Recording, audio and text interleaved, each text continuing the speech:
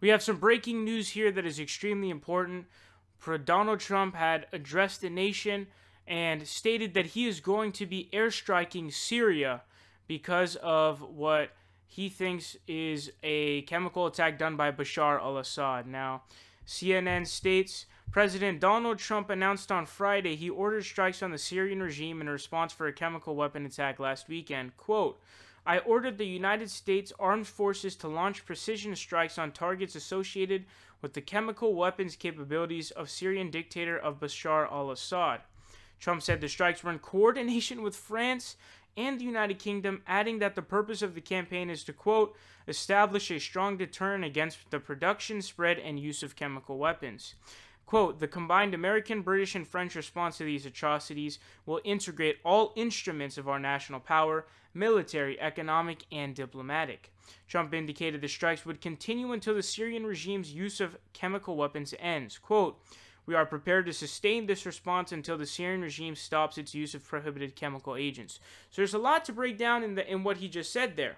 Now, number one, him being in coordination with France and Britain is, in my opinion, pretty damn scary because, as you guys know, Putin is a huge ally of Bashar al-Assad. In fact, Syria is essentially a client state of Russia, which means you're essentially putting these, countries into groups. You have the U.S., France, and UK, and then you have Syria and Russia, which is never a good situation to have groups like that, especially with such big countries, which is, just points out that it's going to be even more dangerous in this kind of World War III lead-up situation that we have going on here. Now, he also stated, quote, and we're going to go back here, he says, we are prepared to sustain this response until the Syrian regime stops its use of prohibited chemical agents. So this is not just going to be one precision strike. He's saying, we're going to keep hitting until they stop using it. By the way, we don't even know for sure if it was Bashar al-Assad. There has not been an independent investigation done to figure out if it was actually him. As you guys know, the Syrian situation is extremely difficult because on the rebels, you have ISIS, Al-Qaeda, and a bunch of other Islamic extremists, and then you have Bashar al-Assad, who's the dictator, who's a complete asshole, of course.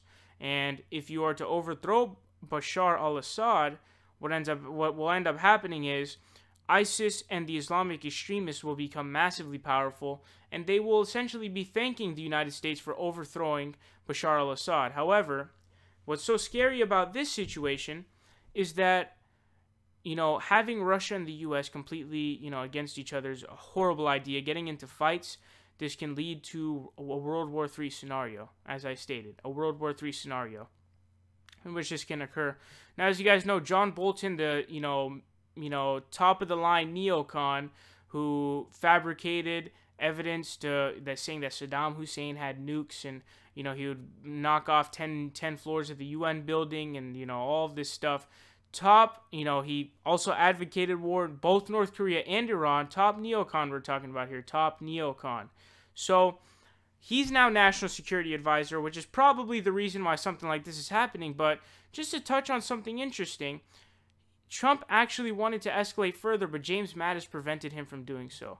So this is a very scary move, and I don't think anybody, even conservatives who want to escalate in Syria, you cannot tell me face to face that you trust doofus Trump to be able to lead the United States of America in a potential World War III lead-up situation.